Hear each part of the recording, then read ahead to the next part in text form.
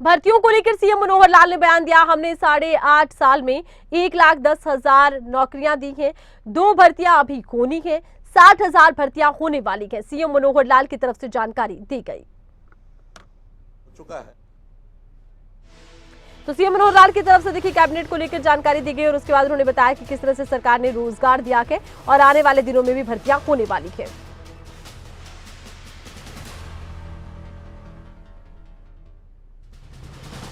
जो विधवा हो गई, विधवा पेंशन, इसमें 2 बदलाव किए हैं। ओल्ड एज पेंशन में पहले हो चुका है लेकिन इसमें नहीं हुआ था। एक तो उनकी परिवार, उनकी अपनी इनकम, जैसे 2 लाख से 3 लाख हमने वृद्धावस्था पेंशन में उसकी लिमिट की थी कि पहले 2 लाख थी, वो 3 लाख तक भी उनको मिलेगी।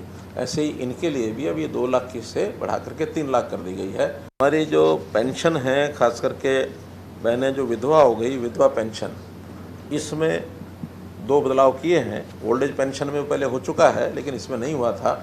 एक तो उनकी परिवार, उनकी अपनी इनकम, जैसे 2 लाख से 3 लाख हमने वृद्धावस्था पेंशन में उसकी लिमिट की थी कि पहले 2 लाख थी, वो 3 लाख तक भी, और हमने 8.5 साल में 1,10,000 को टच कर लिया है। और अभी जो नई भर्तियां ये सीईटी की डी और सी की दोनों होंगी, ये दोनों तो बिल्कुल निश्चित संख्या है, 32,000 और 15,000, 47,000। इसके बाद टीचर्स और पुलिस ये अलग से है, लगभग वो 10 से 12,000 वो होंगी। तो ये 60,000 भर्तियाँ ये हमारे इस टर्म में होने वाली हैं। तो 1,10,000 और 60,000, 1,70,000, उनके 88,000, अप्रोक्सीमेटली डबल। जब डबल संख्या हम देने के लिए बिल्कुल सामने दिख रहा है और आज भी वो कुछ बोलेंगे तो हाथ कंगन को। तो वहीं यूसीसी को लेकर सीएम मनोहर लाल ने बयान दिया कि देश हित में यूसीसी है। सीएम मनोहर लाल का बयान, हरियाणा में यूसीसी पर जल्द काम होगा। तो यूसीसी इन दिनों चर्चा में है और इसी को लेकर सीएम मनोहर लाल की तरफ से भी बयान दिया गया। कहा गया यूसीसी देश हित में है और यूसीसी पर जल्द हरियाणा में भी काम होगा।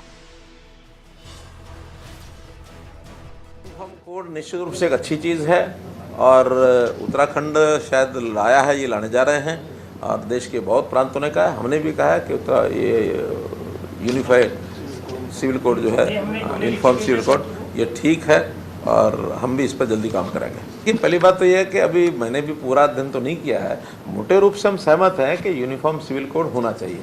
हमारी सोसाइटी एक है, हम एक नेशनल हैं, तो एक नेशनल, एक सोसाइटी होने के नाते से सामंजस्य तभी रहता है कि सिविल कोड एक जैसा हो, और एक जैसा नहीं होता तो उसमें कई बार विवाद और आपस में दूरियां बनती हैं। समाज की एक रूपता, एक समरसता लाने के लिए चीज़ें ज़रूरी होती हैं, इसलिए हम लाएंगे, अध्ययन करेंगे कि उन्होंने कौन कौन से उसमें प्रावधान किए हैं।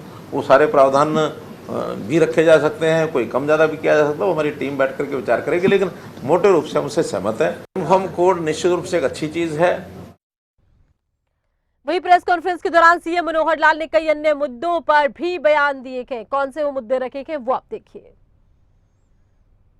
अन्वेषण पदक, उत्तम सेवा पदक, जिसको मुख्यमंत्री की ओर से वीरता पदक, गृह मंत्री की ओर से उत्कृष्ट अन्वेषण पदक और डीजीपी साहब की ओर से उत्तम सेवा पदक, ये सब पदक 1 से 10 संख्या इनकी रहेगी। जितनी जितनी संख्या उस वर्ष में ऐसे जो लोग होंगे, जो कर्मचारी होंगे और अधिकारी भी होंगे, तो जिनको इस श्रेणी में एक कमेटी रिकमेंड करेगी, उनको सबको पदक दिए जाएंगे। वो 1 से लेकर 10 तक संख्या रहेगी और इनको सबको 6 महीने की उनकी सेवा का विस्तार भी दिया जाएगा, यानी सेवा की एक्सटेंशन भी उनको रिटायरमेंट के समय दी जाएगी। सीटी का काम विधिवत तौर पर हमारा जो स्टाफ सिलेक्शन कमीशन है वो कर रहा है। उन्होंने रिजल्ट घोषित कर दिया है। 3,49,000 शायद, और 3,59,000 बच्चों ने इसको क्लियर किया है। उसके अंदर एक उनको समय देना होता है कि आपने जो क्लेम किया हुआ है उस क्लेम में से ठीक क्लेम किया तो अच्छी बात है, ठीक नहीं क्लेम किया, विड्रा करना चाहे तो विड्रा भी कर सकते हैं। कहीं ऐसा ना हो कि एक उस 5 नंबर के क्लेम के कारण से कल को लगी लगाई नौकरी चली ना जाए, क्योंकि वो वेरिफिकेशन बाद में होती है और वेरिफिकेशन होती है इस नाते से जो उन्होंने क्लेम किया हुआ है। बहुत लोगों ने कहा कि हमने गलती से क्लेम कर लिया, तो गलती सुधारने के लिए उनको समय दिया जाता है कि अभी भी आप 5 नंबर पर विड्रा कर सकते हैं, ताकि उसकी जो मेरिट है उसको। और जहाँ तक आम आदमी पार्टी का दुविधाजनक विषय, तो आप ही आज बता रहे हैं, क्योंकि उन्होंने सैद्धांतिक तौर पर पहले माना था, आज आप कह रहे हैं भगवंत मान ने उसका विरोध किया है। तो ये विरोधाभास बातें करते हुए उनकी कितनी क्लैरिटी है उसमें, कितना उनका भाव भावना है, तो ध्यान में आएगी। इसलिए उसके बारे में कोई टिप्पणी करूँ अच्छा नहीं है। उन्होंने जो कुछ टिप्पणी कर दी आपके लिए वही बहुत है।